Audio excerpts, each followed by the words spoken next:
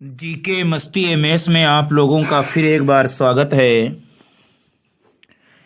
भाग 9 तक जो भारतीय संविधान के अंतर्गत टॉपिक चल रहा था किरण बुक से, उसमें भाग 9 और भाग 9 का और भाग 8 और 7 ये पिछले वीडियो में हो गए। इस वीडियो में भाग 10, भाग 11, भाग 12 और भाग 13 के बारे में देखेंगे। भाग 10, 11, 12, 13 के बारे में देखेंगे। तो भाग 10 में अनुसूचित और जनजाति क्षेत्र अनुच्छेद 244 और 244 का दो अनुच्छेद हैं। भाग 10 में 244 और 244 का। तो अनुच्छेद 244 में कहा गया है कि अनुसूचित क्षेत्रों और जनजाति क्षेत्रों का प्रशासन, अनुसूचित क्षेत्रों और जनजाति क्षेत्रों का प्रशासन अनुच्छेद 244 में।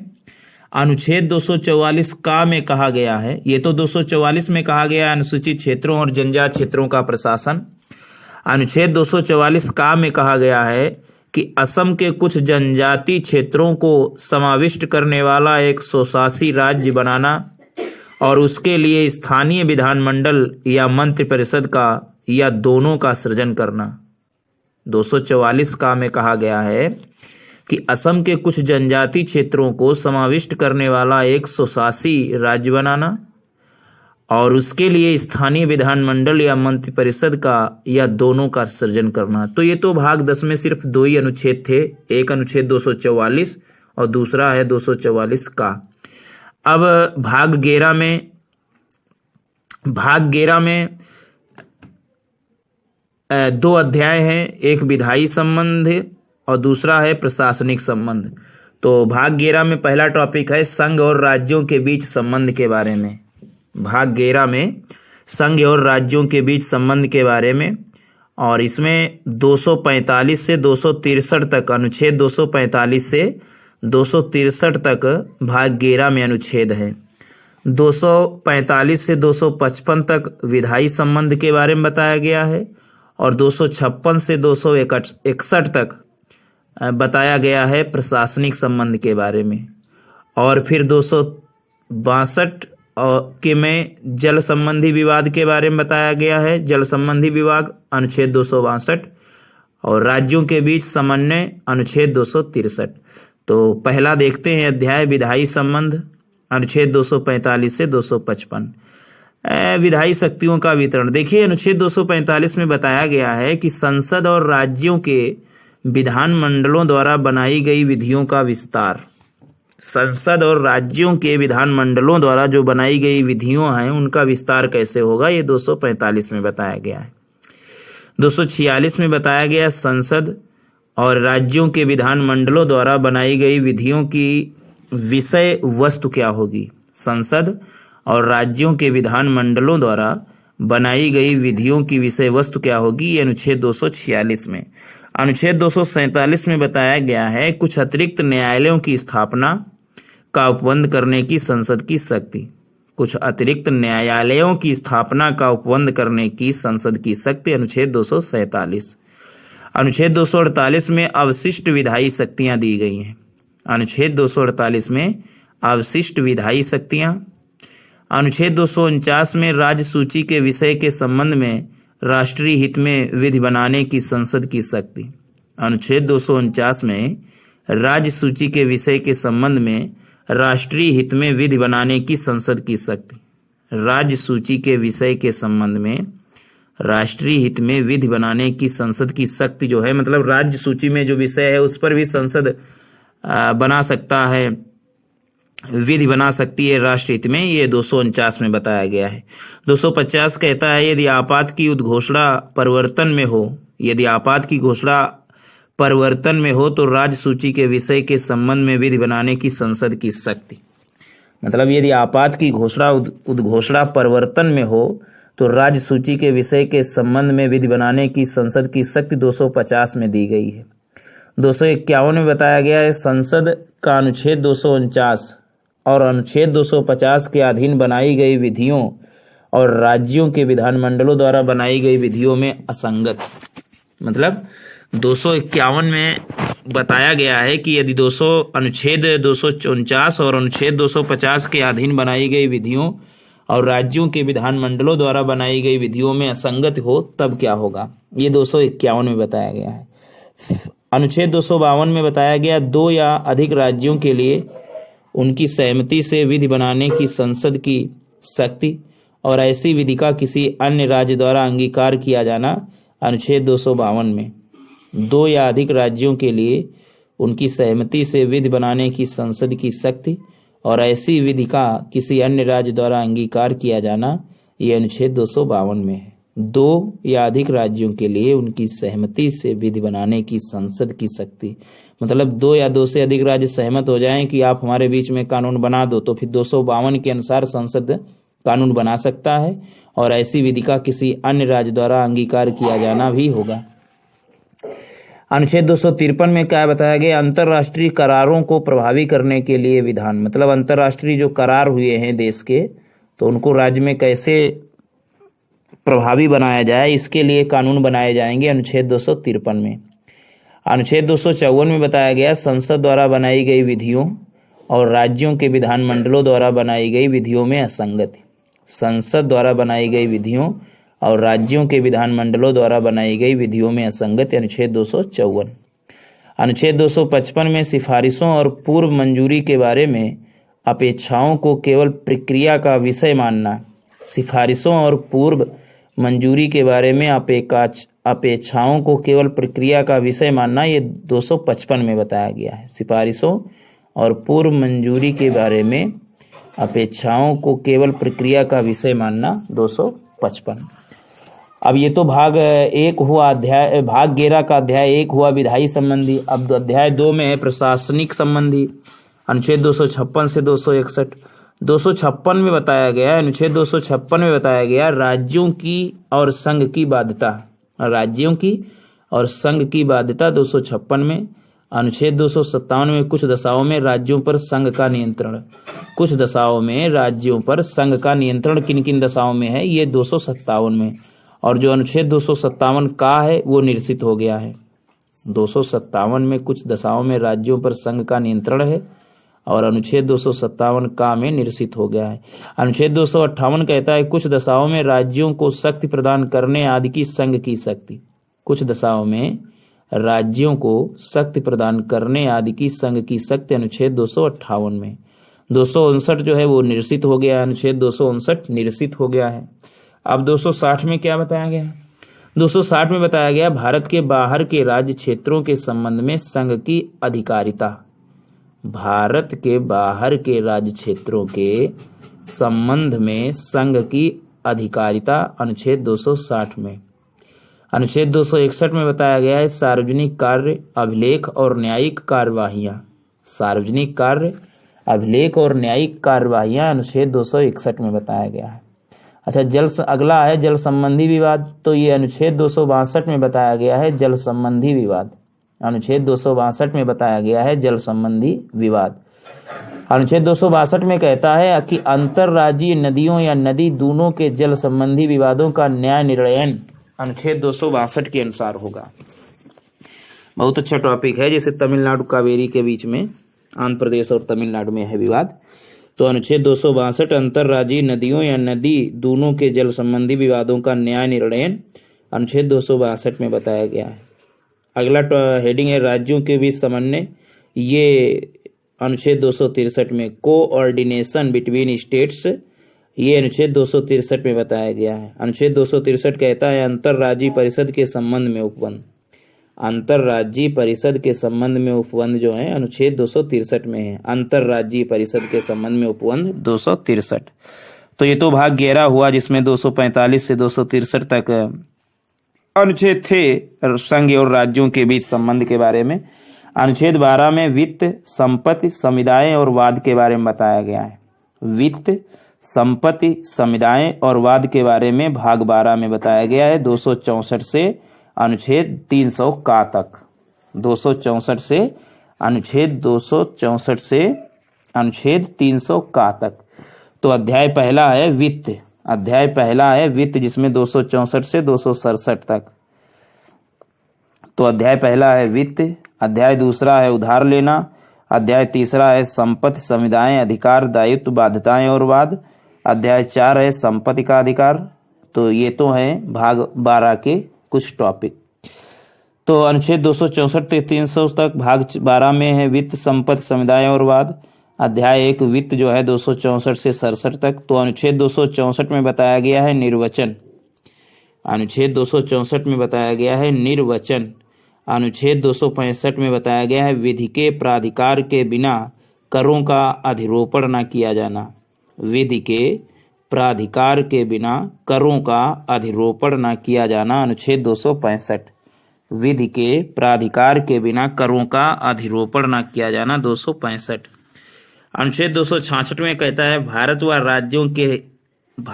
राज्यों की संचित निधियां व लोक लेखे। भारत और राज्यों की संचित निधियां और लोक लेखे किस अनुच्छेद के अंतर्गत? 266 में। भारत और राज्यों की संचित निधियां और लोक लेखे। अनुच्छेद 267 में बताया गया है आकस्मिकता निधि। अनुच्छेद 267 में आकस्मिकता निधि। अनुच्छेद 267 में। अगला है संघ और राज्यों के बीच राजस्वों का वितरण। संघ और राज्यों के बीच राजस्वों का वितरण। अनुच्छेद 268 से 281 तक। अनुच्छेद 268 से 281 तक जो है संघ और राज्यों के बीच राजस्वों का वितरण। अनुच्छेद 268 में कहता है संघ द्वारा उद्ग्रहित किए जाने वाले किंतु राज्यों द्वारा संग्रहित और विनियोजित किए जाने वाले शुल्क। अनुच्छेद 68 में बताया गया है संघ द्वारा उद्ग्रहित किए जाने वाले किंतु राज्यों द्वारा संग्रहित और विनियोजित किए जाने वाले शुल्क के बारे में बताया गया है 268 में। 269 में क्या कहा गया है? संघ द्वारा उद्ग्रहित और संग्रहित किंतु राज्यों को सौंपे जाने वाले कर। संघ द्वारा उद्ग्रहित किए जाएंगे, संग्रहित किए जाएंगे किंतु राज्यों को सौंपे जाएंगे, ऐसे कर कौन कौन है? ये 269 में बताया गया है। संघ द्वारा उद्ग्रहित और संग्रहित किंतु राज्यों को सौंपे जाने वाले कर। अनुच्छेद 269। अनुच्छेद 270 में क्या कहा गया है? अनुच्छेद 270 में कहा गया संघ द्वारा उद्ग्रहित और संग्रहित तथा संघ और राज्यों के बीच वितरित किए जाने वाले कर। 69 में बताया गया है कि संघ कुछ कर लेगा, उद्ग्रहित करेगा और संग्रहित करेगा, लेकिन राज्यों को ही सौंपेगा। लेकिन 70 में बताया गया कुछ कर ऐसे हैं जो संघ लेगा, उद्ग्रहित और संग्रहित तो करेगा, लेकिन फिर संघ और राज्यों के बीच में जो वितरित किए जाने वाले कर हैं उनके बारे में बताया गया 270 में। अनुच्छेद 271 में बताया गया है कुछ शुल्कों और करों पर संघ के प्रयोजनों के लिए अधिभार। कुछ शुल्कों और करों पर संघ के प्रयोजनों के लिए अधिभार। अनुच्छेद 271 में। अनुच्छेद 272 में कर जो संघ द्वारा उद्ग्रहित किए जाते हैं तथा जो संघ और राज्यों के बीच वितरित किए जा सकेंगे। 272 में बताया गया कर जो संघ द्वारा उद्ग्रहित किए जाते हैं तथा जो संघ और राज्यों के बीच वितरित किए जा सकेंगे, ये 272 में है। 70 में भी 72 में वो शुल्क हैं, अब ये कर हैं 72 में। 273 में लिखा है कि जूट पर और जूट उत्पादकों पर, जूट पर और जूट उत्पादों पर निर्यात शुल्क के स्थान पर अनुदान। जूट के उत्पादों पर निर्यात शुल्क के स्थान पर अनुदान किया जाएगा 273 अनुच्छेद में। 274 में ऐसे कराधान पर जिसमें राज्य हितबद्ध है प्रभाव डालने वाले विधेयकों के लिए राष्ट्रपति की पूर्व सिफारिश की अपेक्षा। मतलब ऐसे कराधान जिसमें राज्य हितबद्ध है, जिसमें राज्य का हित बंधा हुआ है, तो प्रभाव डालने वाले कानून के लिए राष्ट्रपति की पूर्व सिफारिश की अपेक्षा। अनुच्छेद 274 में। 275 कहता है कुछ राज्यों को संघ से अनुदान, कुछ राज्यों को संघ से अनुदान होगा 275 में। मतलब राज्यों को संघ अनुदान करेगा 275 के अनुच्छेद के तहत। 276 में वृत्तियों, व्यापारों, आजीविकाओं और नियोजनों पर कर। वृत्तियों, व्यापारों, आजीविकाओं और नियोजनों पर कर। अनुच्छेद 276। 277 व्यय वृत्ति, खर्चा लिखा जाएगा 277 में, क्या क्या खर्च करोगे, व्यय वृत्ति 277। और 278 जो है अनुच्छेद ये निरसित हो गया है, 278 जो है ये निरसित हो गया है। अब 279 में शुद्ध आगम आदि की गणना, शुद्ध मतलब आय व्यय करके जो बचा शुद्ध आगम जो है ये 279 में जोड़ा जाएगा। 279 में शुद्ध आगम आदि की गणना। और 280 के तहत वित्त आयोग, वित्त आयोग किसके तहत? 280 के तहत वित्त आयोग, 280 के तहत वित्त आयोग। 281 वित्त आयोग की सिफारिशें, 280 में वित्त आयोग और 81 में वित्त आयोग की सिफारिशें। तो ये तो हुआ संघ और राज्यों के बीच राजस्वों का वितरण, अध्याय 1 वित्त का दूसरा टॉपिक भाग 12 में। अगला है टॉपिक प्रकीर्ण वित्तीय संबंधी। प्रकीर्ण वित्तीय संबंधी उपबंध अनुच्छेद 282 से 291 तक। प्रकीर्ण वित्तीय संबंधी उपबंध अनुच्छेद 282 से 291 तक। तो अनुच्छेद 282 में कहा गया है संघ या राज्य द्वारा अपने राजस्व से किए जाने वाले व्यय, राज्य या संघ द्वारा अपने राजस्व से किए जाने वाले व्यय के बारे में 282 में बताया गया है। 283 में बताया गया है संचित निधियों, आकस्मिकता निधियों और लोक लेखाओं में जमा धनराशियों की अभिरक्षा आदि। संचित निधियों, आकस्मिकता निधियों और लोक लेखाओं में जमा धनराशियों की अभिरक्षा आदि 283 में। 284 में बताया गया है लोक सेवकों और न्यायालयों द्वारा प्राप्त वादकर्ताओं की जमा राशियां और अन्य धनराशियों की अभिरक्षा 284 में। लोक सेवाओं और न्यायालयों द्वारा प्राप्त वादकर्ताओं की जमा राशियां और अन्य धनराशियों की अभिरक्षा। लोक सेवकों और न्यायालयों द्वारा जो प्राप्त वादकर्ताओं की जमा राशियां और धन राशियों की अभिरक्षा 284 के तहत की जाएगी। 285 में बताया जाएगा राज्य के करों से छूट। संघ की संपत्ति को राज्य के करों से छूट, मतलब राज्य जो है संघ की संपत्ति पर कर नहीं लगा सकता, ये अनुच्छेद 285 में बताया गया है। 286 में माल के क्रय या विक्रय पर कर के अधिरोपण के बारे में निर्बंधन है, मतलब माल पर क्रय विक्रय पर कर कैसे रोपित होगा इसके बारे में बताया गया है 286 में। माल के क्रय या विक्रय पर कर के अधिरोपण के बारे में निर्बंधन। अनुच्छेद 287 में बताया गया है विद्युत पर करों से छूट। विद्युत पर करों से छूट, विद्युत पर करों से छूट, अनुच्छेद विद्युत में कर की छूट होगी, ये 287 में बताया गया। 288 में बताया गया जल या विद्युत के संबंध में राज्यों द्वारा कराधान से कुछ दशाओं में छूट। जल या विद्युत के संबंध में राज्यों द्वारा कराधान से कुछ दशाओं में छूट हो सकती है, ये 288। 287 में केवल विद्युत पर करों से छूट और 88 में जल या विद्युत के संबंध में राज्यों द्वारा कराधान से कुछ दशाओं में छूट। 279 में कहता है राज्यों की संपत्ति और आय को संघ के कराधान से छूट। जो राज्य की संपत्ति है और जो आय है उसमें संघ जो है कराधान से छूट दे देगा। संघ जो है राज्यों पर कराधान नहीं लेगा, ये 279 में बताया गया है। 290 में बताया गया है कुछ व्ययों और पेंशनों के संबंध में समायोजन। कुछ खर्चों और पेंशनों के संबंध में समायोजन 290। अनुच्छेद 290 का में कहा गया है कुछ देवसम निधियों को वार्षिक संदाय। कुछ देवसम निधियों को वार्षिक संदाय। और 291 जो है निरसित हो गया। 291 जो है निरसित हो गया है। अब भाग 12 में दूसरा अध्याय है उधार लेना। उधार लेना 292 से 293 तक। 292 से 293 तक। तो 292 से 293 तक पहला है उधार लेना। अनुच्छेद 292 में कहा गया भारत सरकार द्वारा उधार लेना। भारत सरकार उधार कैसे लेगी, ये 292 में कहा गया है। 293 में राज्यों द्वारा उधार लेना। राज्यों से संघ सरकार कैसे उधार लेगी, ये 93 में कहा गया है। और 92 में कहा गया भारत सरकार द्वारा उधार लेना। भारत सरकार से कैसे उधार राज्य लेंगे, ये 292 में। और राज्यों से कैसे उधार लोगे, ये 293 में बताया गया उधार लेना। अध्याय 3 में बताया गया संपत्ति, संविदाएं, अधिकार, दायित्व, बाध्यताएं और वाद। Property, contracts, rights, liabilities, obligations and suits, यानी वाद। अनुच्छेद 294 कहता है कुछ दशाओं में संपत्ति, आस्तियों, अधिकारों और दायित्वों और बाध्यताओं का उत्तराधिकार, ये 294 में। कुछ दशाओं में संपत्ति, आस्तियों, अधिकारों, दायित्वों और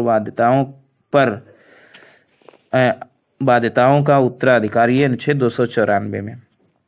295 में अन्य दशाओं में संपत्ति, आस्तियों, अधिकारों, दायित्वों और बाध्यताओं का उत्तराधिकार अन्य दशाओं में। 295 कहता है अन्य दशाओं में, 295 में संपत्ति, आस्तियों, अधिकारों, दायित्वों और बाध्यताओं का उत्तराधिकार।